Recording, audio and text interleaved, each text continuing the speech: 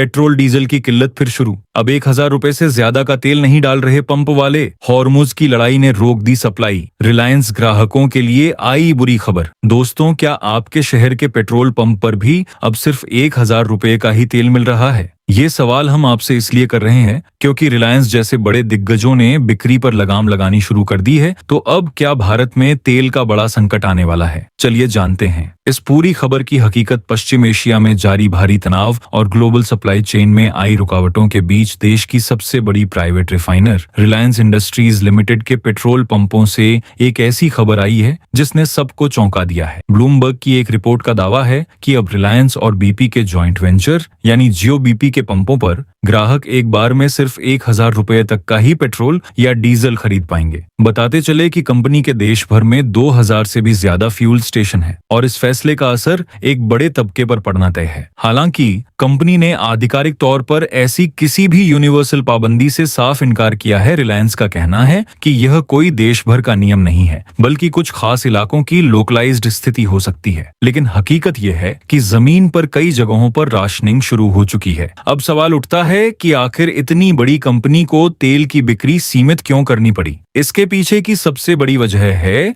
Hormuz जलमरुमध्य यानी straight of Hormuz का लगभग बंद होना। यह वो समुद्री रास्ता है जहां से दुनिया के कच्चे तेल की एक बड़ी सप्लाई गुजरती है और युद्ध के तनाव के कारण यहां टैंकरों की आवाजाही बुरी तरह प्रभावित हुई है। स्टॉक कम हो रहा है और इसी बीच एक और समस्या खड़ी हो गई है। Panic buying. लोगों को डर है कि कहीं तेल खत्म न हो जाए, इसलिए वे जरूरत से ज्यादा तेल भरवा रहे हैं, जिसे रोकने के लिए ही 1000 रुपए की यह सीमा तय की गई है। इसके अलावा अंतर्राष्ट्रीय बाजार में कच्चे तेल की कीमतें तो आसमान छू रही हैं, लेकिन हमारे पंपों पर कीमतें उस अनुपात में नहीं बढ़ी हैं। पेट्रोलियम मंत्रालय का भी मानना है कि तेल रिटेलर्स को फिलहाल पेट्रोल डीजल बेचने पर भारी नुकसान उठाना पड़ रहा है। सिर्फ रिलायंस ही नहीं, इस संकट की आंच दूसरी कंपनियों तक भी पहुंच रही है। रूस की रोसनेफ्ट के मालिकाना हक वाली निजी कंपनी नायरा एनर्जी ने तो अपने घाटे को कम करने के लिए पिछले महीने ही तेल की कीमतों में बढ़ोतरी कर दी थी। वहीं अगर सरकारी कंपनियों जैसे इंडियन ऑयल, भारत पेट्रोलियम और हिंदुस्तान पेट्रोलियम की बात करें तो उन्होंने आधिकारिक तौर पर कोई कैप या सीमा नहीं लगाई है। लेकिन गौर करने वाली बात यह है कि कई शहरों से वाहन चालकों की ऐसी शिकायतें आ रही हैं कि सरकारी पंपों पर भी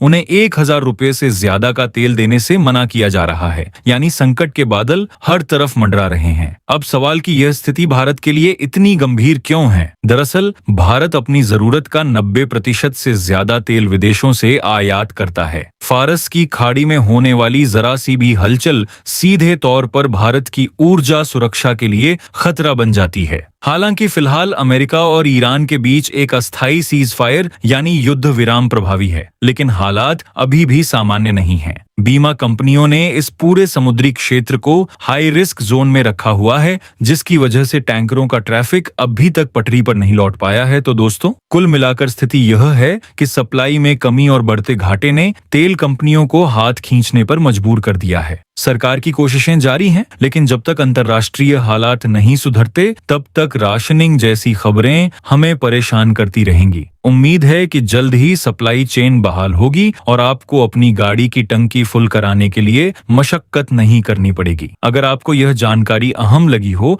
और आप चाहते हैं कि हम ऐसे ही जमीनी मुद्दों पर वीडियो लाते रहें, तो इस वीडियो को लाइक जरूर करें और अपने दोस्तों के साथ शेयर करें ताकि वे भी जागरूक रह सकें। ऐसी ही और भी अपडेट्स के लिए हमारे चैनल को सब्सक्राइब करना न भूलें। आपकी इस बारे में क्या राय है? क्या आपके इलाके में भी तेल की किल्लत है? हमें कमेंट में जरूर बताएं। धन्यवाद।